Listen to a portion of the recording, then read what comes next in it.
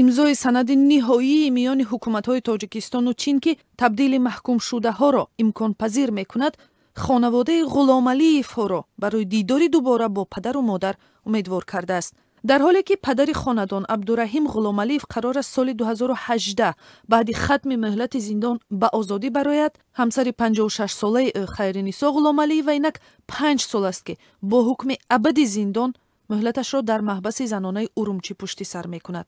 Додситонии кулли Тоҷикистон соли 2015 гуфта буд ки дар зиндонҳои чин 16 шаҳрванди ин кишвар нигаҳдорӣ мешавад ва ҳамаи онҳо барои қочоқи маводи мухаддир маҳкум шуданд. Додситони кул Юсуф Раҳмон зимни суханронӣ дар парлумон дар ҷараёни тасвиби созишномаи табодули маҳкумшудаҳо гуфта буд ки аз миёни шаҳрвандони маҳкумшуда дар чин 4 нафар аз ҷумла 3 зан ва 1 мард ба ҳукми қатл ва 5 нафар ба ҳукми зиндони абад маҳкум шуданд. Насиба Ғуломалиева духтари Хайринисо Ғуломалиева рӯзи 20 июн дар соҳбат бо Радиои Озодӣ гуфт ки фақру нодорӣ ва зиндонишавии падар соли 2012 модарро водор кард ки ба Чин ба хотири фурӯши маводи мухаддир биравад. ҳангоми боздошт бо хокаи маводи мухаддир модараш ба гуноҳи худ эътироф кардааст. хоҳари Хайринисо Ғуломалиева Абрунисо Аламдорова гуфт ки дар соли 2016 тавонист як миқдор пул қарз карда ба Урумчи барои дидори хоҳараш биравад ва ӯро дар як ҳоли зор пайдо кард.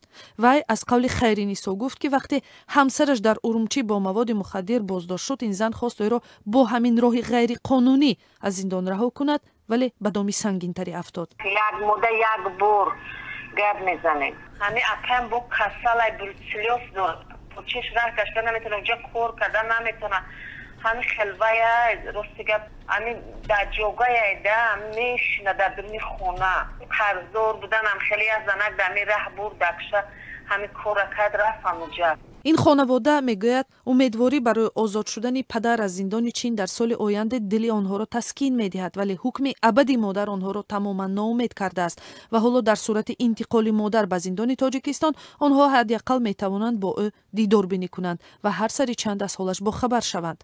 рӯзи 19 июн вазорати хориҷаи Тоҷикистон хабар дод ки протоколи дахлдор дар заминаи тасдиқи шартномаи миёни Тоҷикистону Чини дар соли 2014 имзо шуда ки ба мубодилаи афроди маҳкумшуда ба қаламрави ҳамдигар марбут мебошад, аз ҷониби сафири Тоҷикистон дар Чин Парвиз Давлатзода ва муовини вазири корҳои хориҷии Чин Лю Ҷенмин имзо гардид. вазорати хориҷаи Тоҷикистон гуфт ки 19 июл яъне 30 рӯз баъди имзои протоколи дипломатҳои баландпояи ду кишвар санад ҳукми иҷро мегирад. созишномаи мазкур пардохти хароҷоти интиқоли маҳбусонро ба ватан аз ҳисоби худи онҳо ва ё хешовандонашон пешбинӣ мекунад.